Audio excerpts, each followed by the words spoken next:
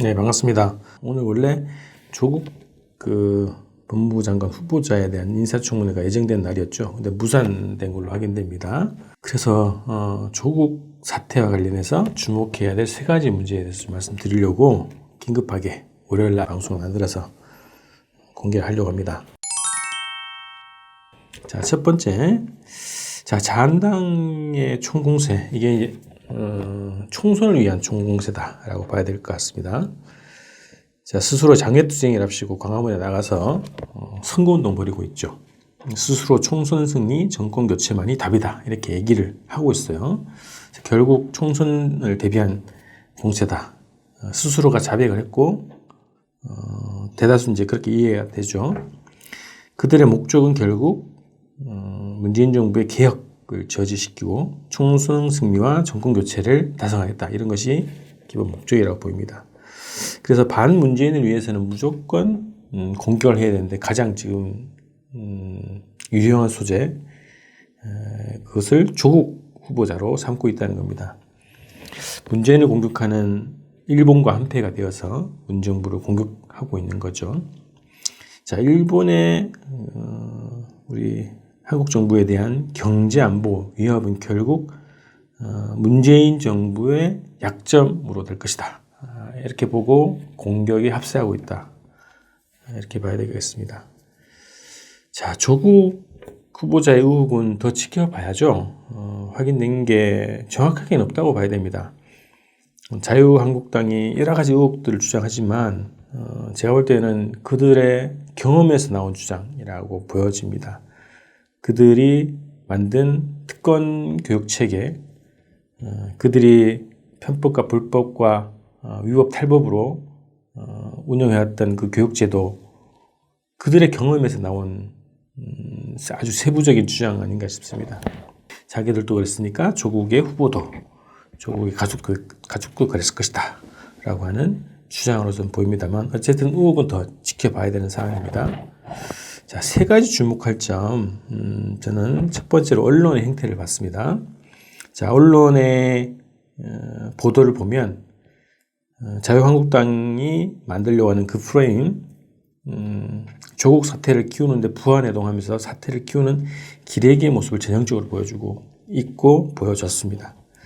자, 이들이 조국 뉴스로 언론을 도배할 때 정작 중요한 문제는 뭐였습니까? 지소미아 종료 아닙니까? 그리고 역대 최대 규모로 진행된 독도 훈련이었죠. 이거 다 묻어버렸습니다.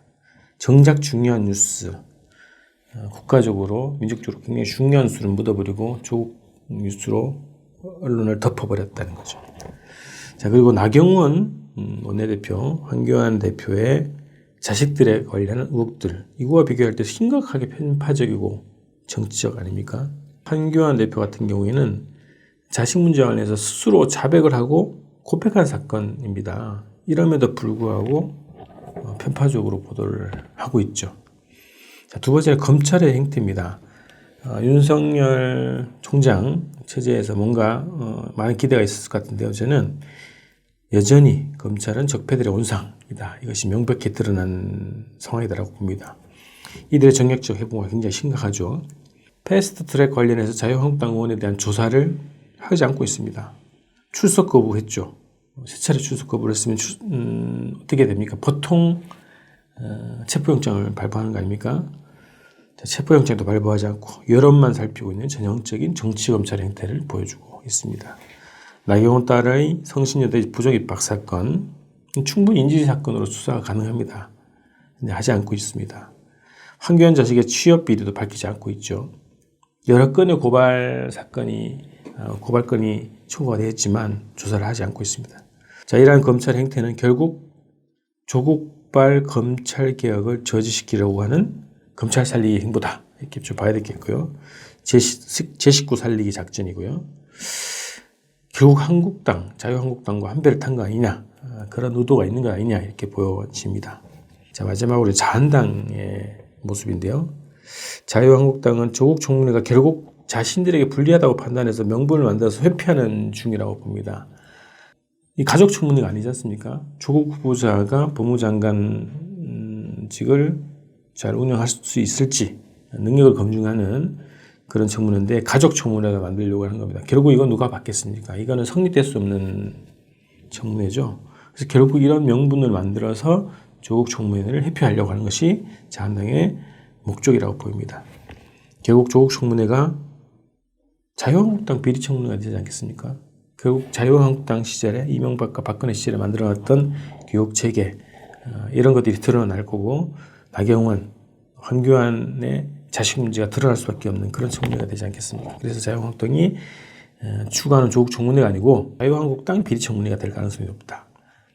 그리고 자유한국당이 얼마나 반기혁적인가가 드러나는 그런 청문회가 될 가능성이 높고 또 조국 후보자의 검찰개혁 정당성, 필요성을 더 부각시키는 청문회가 될 가능성이 높기 때문에 자유한국당이 어떤 명분을 만들어서라도 이 청문회를 회피하려고 하는 것이 지금 현 상황이다라고 보여집니다. 자, 결론적으로요. 저는 우리 국민들이 그러지 않겠지만 지금 자유한국당을 중심으로 한 적폐들의 궤변 여기 현혹되지 말아야 된다 싶습니다. 이들이 걸고 있는 프레임은 조국 후보자의 이율배반적인 모습, 결국 기득권 층에서 호요식 해왔지만 입으로는 개혁을 주장하는 이율배반적인 모습이다. 이렇게 주장하는 프레임을 짜고 있는 거 아닙니까? 그러면서 젊은 층에게 허탈감을 주고 이런 프레임으로 청년들을 대변하는 양, 그리고 개혁을 대변하는 양, 정의를 대변하는 양 자기의 모습을 꾸려서 국민들의 눈과 귀를 현혹시키고 있습니다. 적폐들의 조국 프레임에 말려들면 안 된다. 이거고요. 이 싸움의 본질은 결국 촛불 대 반촛불의 싸움이다. 이런 겁니다.